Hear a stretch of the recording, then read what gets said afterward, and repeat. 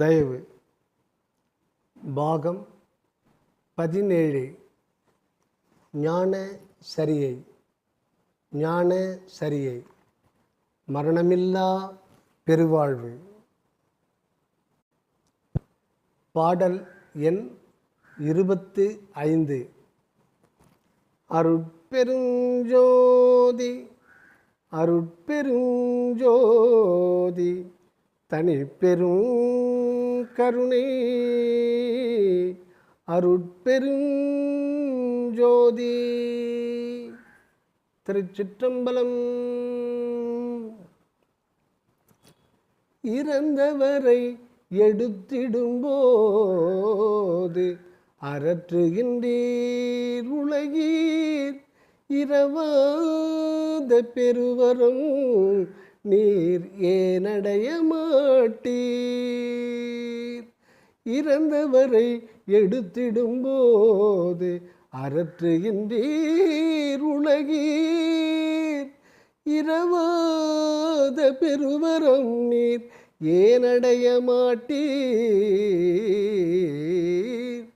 மறந்திருந்தீர் பிணிமூப்பில் சம்மதமோ உமக்கு மறந்துமிதை நினைக்கில் நல்லோர் மனம் நடுங்கும் கண்டீர்.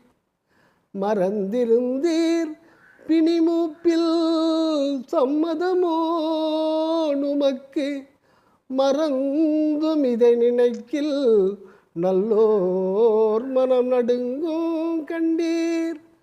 சிறந்திடு சன்மார்க்கம் ஒன்றே பிணிமூப்பு மரணம் சேராமல் தவித்திடும் கண் தெரிந்து வம்மின் இங்கே. சிறந்திடு சன்மார்க்கம் ஒன்றே பிணிமூப்பு மரணம் சேராமல் தவித்திடும் கண் தெரிந்து வம்மின் இங்கே. பிறந்த பிறப்பிதில் தானே நித்திய மெய்வாழ்வு பெற்றிடலாம் பேரின்பம் உற்றிடலாம் விரைந்தே. பிறந்த பிறப்பிதில் தானே நித்திய மெய்வாழ்வு பெற்றிடலாம் பேரின்பம் உற்றிடலாம் விரைந்தே. உரை விளக்கம். தயாநிதி சுவாமி சரவணானந்தா. உங்களுக்கு மிக நெருங்கிய உறவினர்கள் நண்பர்கள் மரணமடைந்து விடுகின்ற போது அளவு கடந்த துக்கம் ஏற்பட்டு அடக்க முடியாது அழுகை வெளிப்பட அலறுகின்றீர்கள். இவற்றால் எல்லாம் அந்த இறந்தவர்கள் மீண்டும் உயிர் பெற்று எழுந்திட மாட்டார்கள் என்பது உங்களுக்கு தெரிந்துதான் இருக்கின்றது. இன்னும் சற்று உண்மை அறிந்தவர்களாயின் நித்திய ஆன்மாவோடும் அனித்திய தேகத்தோடும் கூடியிருந்தவர்கள் உடலை விட்டு கடந்து இறந்துவிட்டார் என்றும் அப்பிரிவு நிலையே பெருநஷ்டம் என்றும் உணர்ந்து வருந்துவீர்கள். மற்றும் சிலரோ உண்மை அறியாது இறந்தவர் தெய்வ நிலை எய்துவிட்டார் என்று நினைத்து சமாதானம் அடைந்து தம் வருத்தத்தை மாற்றிக்கொள்ளுகின்றார்கள். மற்றும் சில மேதைகள் இறப்பை பேரிழப்பு, அதாவது பெரிய நஷ்டம் என கொள்ளாது இறந்தவருடைய தேகம் அன்றும் இருந்தது இன்றும் இருக்கின்றது, ஆன்மாவையே அன்றும் காணவில்லை இன்றும் காண்கின்றீர்கள் இல்லை, அப்படி இருக்க எதற்காக அழுது அரற்றுகின்றீர்கள் அந்தோ என இரக்கப்பட்டு சமாதானம் கூறுகின்றார்கள். இப்படியெல்லாம் பலகாலும் கண்டும் கேட்டும் கவலைப்பட்டு பின்னர் மறந்தும் விடுகின்றீர்கள். இதுதான் உங்கள் சுபாவமாகிவிட்டிருக்கின்றது. அருட்பெரும்பதியின் உண்மையை அறிந்து கொள்வீர்களாயின் அவர்பால் இரவா வரம் பெறலாம்.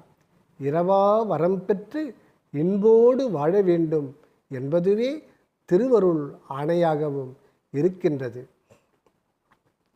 கடவுள் உண்மையும் அவரது ஆணையையும் அறியாமல் இருந்தது போக, அறிந்து கொண்ட பின்னும் மறந்துவிட்டு துன்பப்பட்டு கொண்டு கிடப்பது ஏனோ பிணி, மூப்பு, சாக்காடு அடைகின்றது.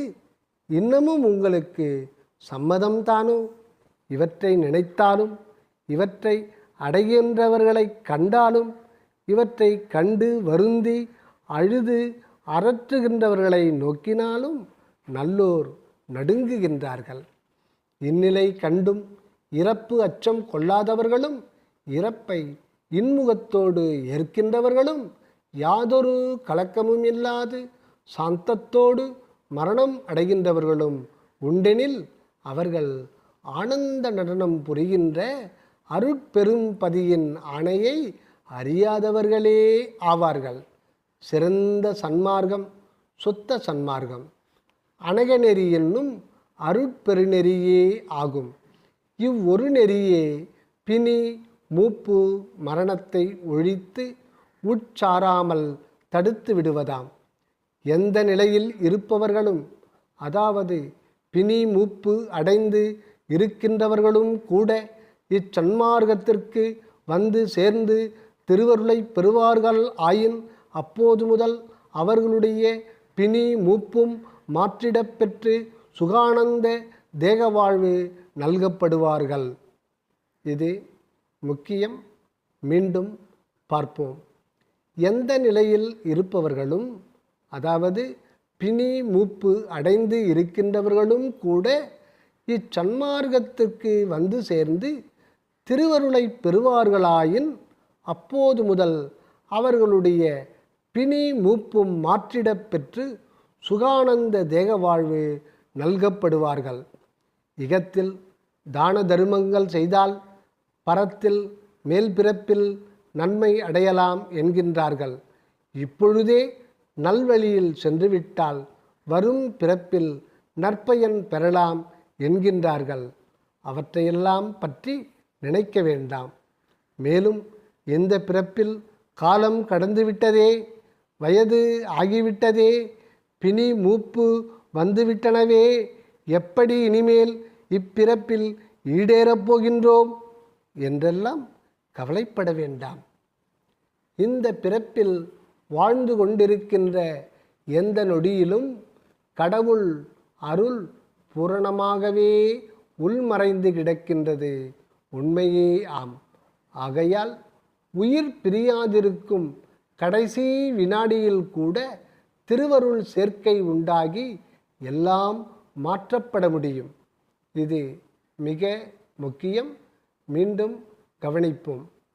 இந்த பிறப்பில் வாழ்ந்து கொண்டிருக்கின்ற எந்த நொடியிலும் கடவுள் அருள் பூரணமாகவே உள்மறைந்து கிடக்கின்றது உண்மையே ஆகும்.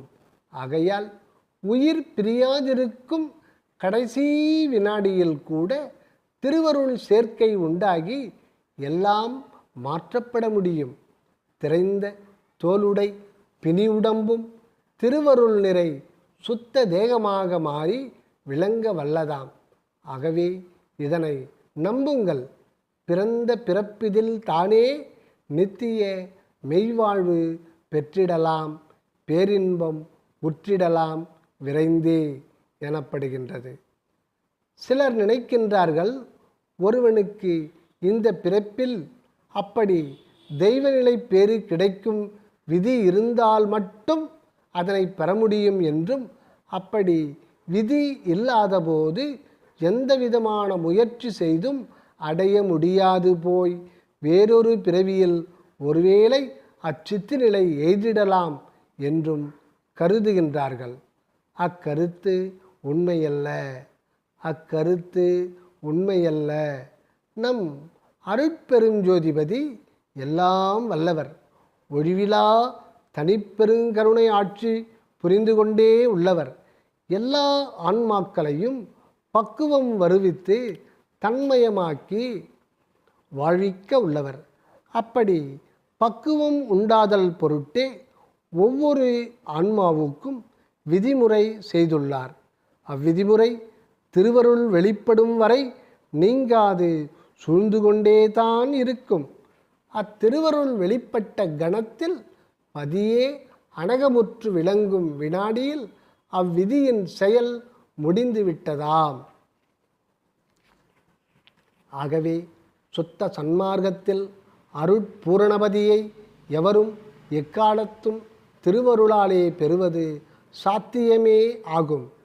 ஒருமையும் தயவும் கொண்டு சத்விசாரமும் பரோபகாரமும் அகமிருந்து அனகம் வரும்போது நம்மில் நம் பதியே நிறைந்து கொண்டு வாழ்விக்க உள்ளார்.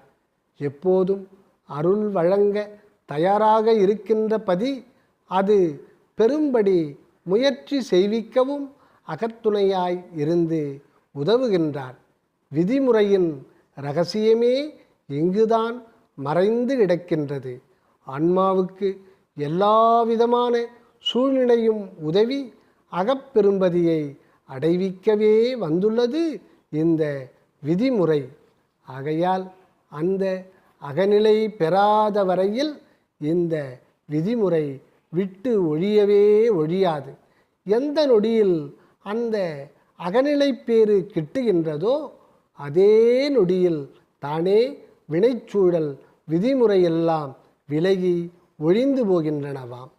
இது மிக முக்கியம். மீண்டும் கவனிப்போம்.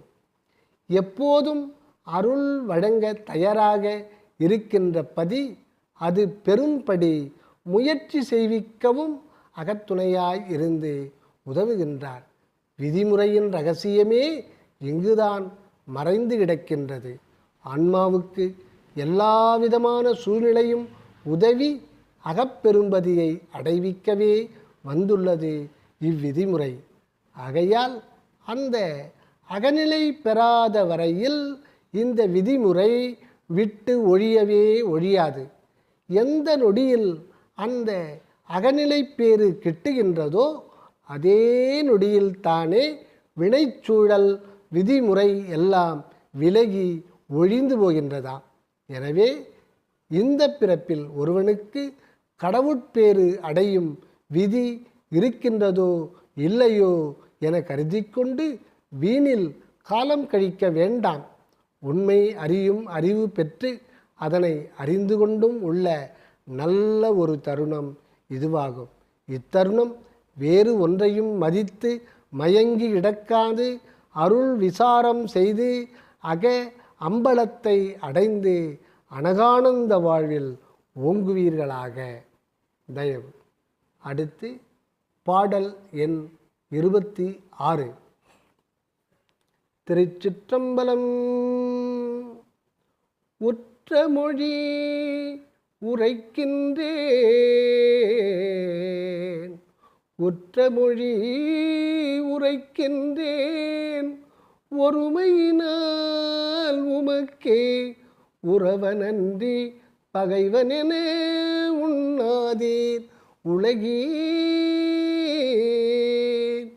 உற்ற மொழி உரைக்கின்றேன், ஒருமையினால் உமக்கே உறவனன்றி பகைவனென உண்ணாதீர் உலகீர்.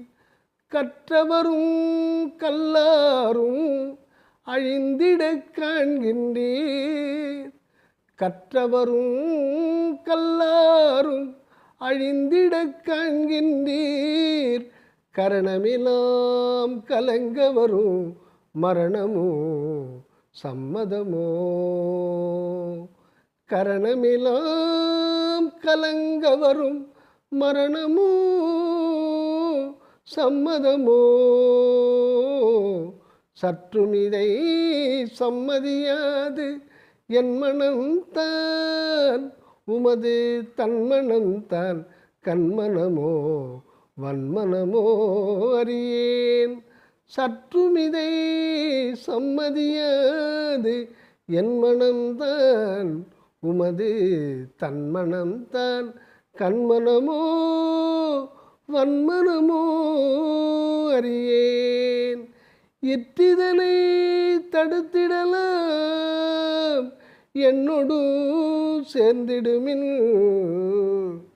இற்றிதனை தடுத்திடலாம் என்னோடு சேர்ந்திடுமின். என் மார்க்கம் இறப்பொழிக்கும் சன்மார்க்கம் தானே. என் மார்க்கம் இறப்பொழிக்கும் சன்மார்க்கம் தானே. உரை விளக்கம் தயாநிதி சுவாமி சரவணானந்தா. நேர்மையானதையே உங்களுக்கு எடுத்துச் சொல்லுகின்றேன். உங்களுக்கெல்லாம் ஒருமையினால் உறவுடையவனாய் இருக்கின்றேன். என்ன ஒருமை என்றால் ஒன்றான கடவுள் உண்மை பற்றிய ஒருமையாகும். அதாவது கடவுள் ஒருவரே உண்மையாக இருக்கின்றார். அதாவது கடவுள் ஒருவரே உண்மையாக இருக்கின்றார். அந்த ஒருவர் தானே கோடி கோடியாக ஆன்ம உருவு கொண்டு விளங்குகின்றார் என்ற உண்மையை கண்டுகொண்டுள்ளேன். ஆகையால் நான் ஆக இத்தேகத்தில் இருக்கின்றதும், நீங்களாக தனித்தனி ஒவ்வொரு தேகத்தில் இருக்கின்றதும், பிறராக பிற தேகங்களில் இருக்கின்றதும் அந்த கடவுள் ஒருவரே என்பது உண்மையென்றோ? ஆகையால் நாம் எல்லோரும் அக உரிமை கொண்டுள்ளவர்கள் என்பது உண்மைதானே. ஆகையால் நான் ஆக இந்த தேகத்தில் இருக்கின்றதும், நீங்கள் ஆக தனித்தனி ஒவ்வொரு தேகத்தில் இருக்கின்றதும், பிறராக பிற தேகங்களில் இருக்கின்றதும் அந்த அருட்பெருஞ்சோதி கடவுள் ஒருவரே என்பது உண்மையென்றோ? ஆகையால் நாம் எல்லோரும் அக உரிமை உறவு கொண்டுள்ளவர்கள் என்பது உண்மைதானே. இந்த அக உரிமை உறவு உண்மையை ஓர்ந்து அறிந்து கொள்ளாது என்னை ஓர் அயலானாகவோ மாறுபாடுடைய ஒரு விரோதியாகவோ எண்ணிவிடாதீர்கள். உங்களது அறியாமையாலே அப்படி ஒருவேளை நினைத்தாலும் நினைக்கக்கூடும். அப்படி நினைத்துவிட்டால் நான் நல்லது சொன்ன போதிலும் உங்களுக்கு கெட்டதாகப்பட்டுவிடும். அதனால் பணிந்தேற்று அடைய வேண்டியதை அடையாமல் போவீர்கள் என்று கருதி எனது உள்ள தயவால் உருகுகின்றனன். இவ்வுலகில் பிறர் வியக்க கற்று தெளிந்து கலா வல்லுநர்களாய் விளங்கி இருந்தவர்களும் சரி, கல்லாமலே காலம் கடத்தி விட்டவர்களும் சரி, முடிவில் இறந்து ஒழியத்தான் காண்கின்றீர்கள். படித்த மேதையும் படியாத பேதையும் அடைகின்ற முடிவு ஒன்றாய்த்தான் இருக்க காண்கின்றீர்கள். அப்படி இறக்கும் தருணம் என்ன நேருகின்றது என எண்ணி பாருங்கள். அப்பொழுது மனம், புத்தி, சித்தம், அகங்காரம் எல்லாம் சுழன்று தடுமாறி கலங்கி ஒன்றிலொன்று மோதி சிதைந்து விழுந்து ஒடுங்குகின்றனவாம். இப்படி கரணமெல்லாம் கலங்க வரும் மரணமும் சம்மதமோ என வினவுகின்றார். சம்மதம் என்றாலோ அது அறியாமை, சம்மதம் இல்லை என்றாலோ அதற்கான வழிவகை கண்டு ஓய்வு பெற முயல வேண்டும். அப்படி செய்யாமல் இறக்க பிரியமில்லை என்றோ மரணத்தை விரும்பவில்லை என்றோ சொல்லிக்கொண்டிருந்தால் மட்டும் அம்மரணம் நீங்கி விடுகின்றதும் இல்லையாம். உண்மை நெறி அறியாமையால் கலக்கமுற்று அழிந்து போக சம்மதித்தாலும் நீங்கள் ஒருவேளை சம்மதித்து விடலாம். என் மனம் அதனை கொஞ்சம் கூட சம்மதிக்கவே சம்மதிக்காது. என் மனம் மிக லேசாக கரைந்து போகக்கூடியது, மென்மையானது. உங்களுக்கு தயவு இல்லை, உள்ளத்தில் உருக்கம் இல்லை. ஆகையால் கசிந்து உருகாத கண்மணமாய் வன்மனமாய் இருக்கின்றது போலும் என்கின்றார். கடினமான கல்லின் மீதும் வன்மையான இரும்பு முதலிய உலோகத்தின் மீதும் எவ்வளவு தண்ணீர் கொட்டினாலும் என்ன, அத்தண்ணீர் கசிந்து உட்செல்லுமா? கல்லையும் இரும்பையும் கரைத்து உருகச் செய்து விடுமா? ஒன்றும் பயன்படாதது போல் கடின சித்தர்க்கே வன்னெஞ்சற்கே எவ்வளவுதான் அன்பு உபதேசம் செய்தும் பயன் ஏற்படாதாம். நீங்கள் அன்புடையவர்களாய் இருக்கின்றீர்கள். உங்கள் மனமும் எளிதில் உருகக்கூடியதாய் உள்ளது. ஆகவேதான் நீங்களும் சாவை தவிர்த்து சதானந்த வாழ்வில் தழைத்திட வேண்டுமென்று ஆசைப்படுகின்றேன். அம்மரணத்தை தடுத்திடலாம். அதற்கான உபாயம் எனக்கு திருவருளால் வழங்கப்பட்டுள்ளது. நீங்களும் என்னுடன் வந்து சேர்ந்து கொள்ளுங்கள். என்னால் எனது சுத்த சன்மார்க்கமாம் மெய்நெறியால் உங்களுக்கு பெரு நன்மை உண்டாகும். இந்த எனது மார்க்கம் இருக்கின்றதே இறப்பை தவிர்க்கவல்ல சுத்த சன்மார்க்கமாகும். சிற்றறிவும் சிறுவாழ்வும் கொண்டு இருந்து மறையும் மனித மதியால் கண்ட மார்க்கங்கள் எல்லாம் முற்றறிவும் பெருவாழ்வும் கொண்டு என்றென்றும் விளங்குகின்ற இறையருள் கண்ட சுத்த சன்மார்க்கத்திற்கு சிறிதும் ஒவ்வாது என தெளிந்து கொள்ளுதல் வேண்டும். மேலும் மனித நெறியால் கண்ட சித்திகளும் பயனும் அருளால் காணவல்ல அற்புத சித்திகளுக்கும் அழியா இன்ப வாழ்வுக்கும் எப்படி ஒப்பு நோக்க முடியும்? ஆகையால் நான் பெற்ற இன்ப வாழ்வு நீங்களும் பெற வேண்டுமென்று அக நிறை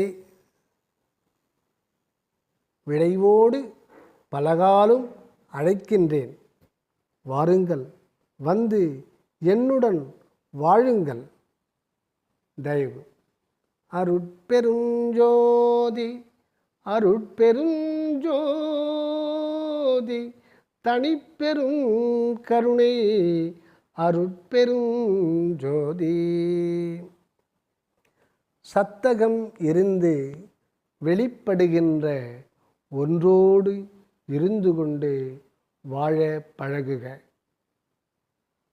சத்தகம் இருந்து வெளிப்படுகின்ற ஒன்றோடு இருந்து கொண்டு வாழ பழகுக. சுத்த மெய்யுணர்வு மாத்திரமாய் அந்த மேல்நிலையில் சென்று நிலவுக. அசுத்த புலையுடல் நான் எனல் விடுத்து அருட்பிரகாச திருவுரு தாங்குக. தயவு சுவாமி சரவணானந்தா.